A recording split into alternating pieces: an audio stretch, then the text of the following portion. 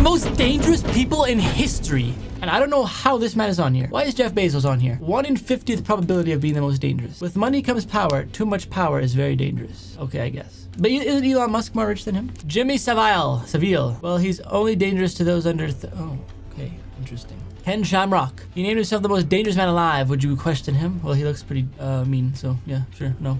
That's an interesting looking mustache. I could probably already know what he's... Actually, don't put that. Now, this man has a very interesting mustache. Charles Bronson. Known as the most violent prisoner in British history. He's still alive, by the way. The most violent? Really? He doesn't even look violent. I guess it's probably the mustache. The mustache and the smile. He looks kind of friendly, actually.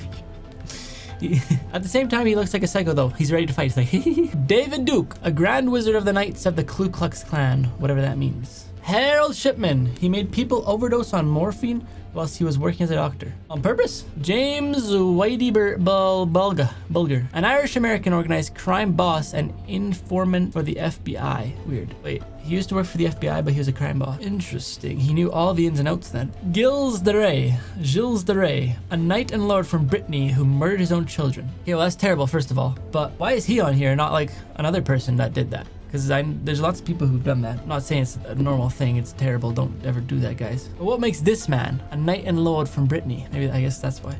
Grigory Rasputin. Or maybe Gregory. I don't know. Grigory Rasputin. Technically, he was a peasant, but he influenced the Russian emperor. Ashfaq Hayani, the retired general of the Pakistan army. The most powerful man in Pakistan. Interesting. Yep. Okay. Elizabeth Bathory. She had vampiric tendencies. There are tales that she bathed in blood. But they're just tales.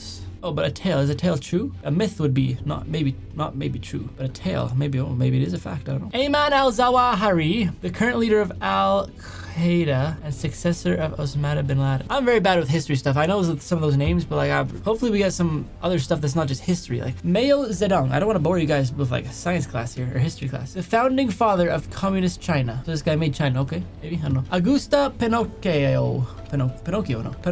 His rule resulted, can't even read, in the execution of 3,200 people. Okay, yeah, so he's pretty dangerous. He killed 3,200 people. There you go. Else Koch, the wife of Karl Otto Koch, and the most prominent female Nazi. Charles Manson. Oh, I know that name. Charles Manson. His first offense was at the age of 9, where he set his school on fire. At 9, setting his school on fire? Oh my goodness. 9 years old. Can I even... What was I like when I was 9? That was literally what? Like...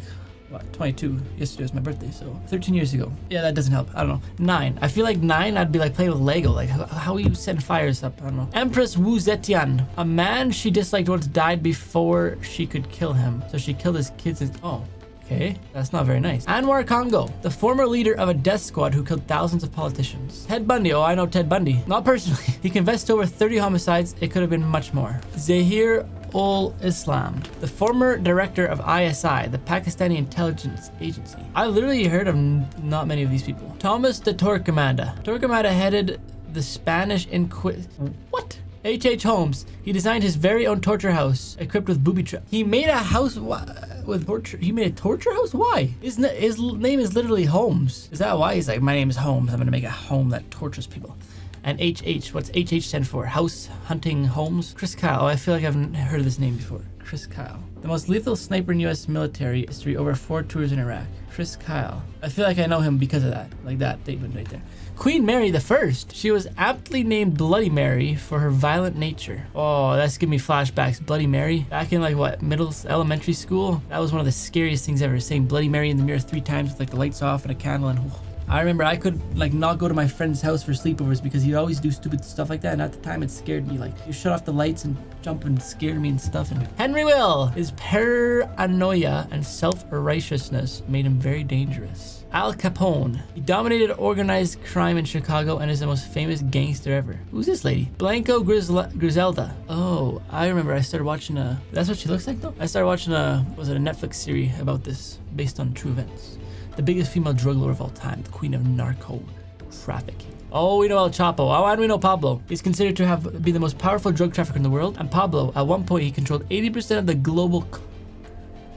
Thug Bahram, known as the king of thugs. His name is literally Thug. Did he invent a thug or what? And one of the world's most prolific serial killers. Okay, the other guy with the mustache like this didn't look very mean, but this guy looks mean because he's not smiling, I guess. Ivan the Terrible. He was appointed Grand Prince at 3 years old. He ruled with terror in his reign. Vlad the Impaler. He killed around 80,000 people and impaled many on a stake. What? How do you kill 80,000 people? What the heck? Semyon Mogilevich, the boss of bosses. He looks like a boss. Look at him. Of most Russian mafia syndicates in the world. Kim Jong II, the father of Kim Jong-un and North Korea's second ever supreme leader. They look pretty similar, actually, hair and everything. But I guess also in North Korea, isn't there only like a couple haircuts you can actually get? Jack the Ripper. Okay, isn't that like from a movie? Killed many women in the late 1800s. To this day, no one knows who he was. Well, he's Jack the Ripper. Now we got Attila the Hun, known for his brutality and enjoyment of pillaging Roman villages. Vladimir Lenin, the first leader of the USSR and the father of Leninism. Alexander the Great. His empire stretched from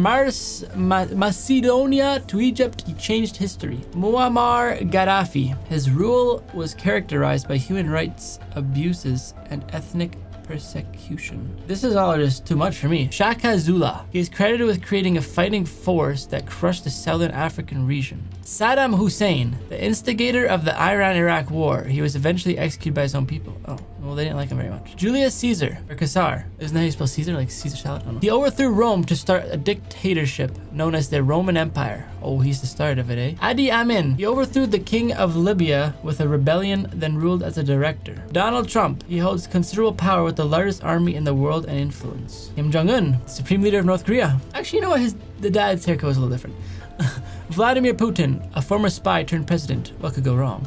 Genghis Khan, the founder and ruler of the Mongol Empire, the largest contiguous empire in history. How do we know this is what he actually looked like? Because these are like drawings, right? Is this a drawing? This kind of looks like a drawing. Is that a black and white photo? I can't even tell. Joseph Stalin. Stalin was responsible for the deaths of millions of Soviet citizens. Osama bin Laden, the most infamous terrorist of all time, mastermind of the 9/11 attacks. And at number 1, Adolf Hitler. After the Holocaust and causing World War II, he had to be on the list. I could see that. That was not the regular video I usually make, guys. So sorry if you guys are bored. And if you guys are still here, I guess you probably learned something and it was somewhat entertaining. So anyway, that's gonna be very, very good. Remember to slap that like button, subscribe if you're already, and I'll see you guys in the next one. Peace.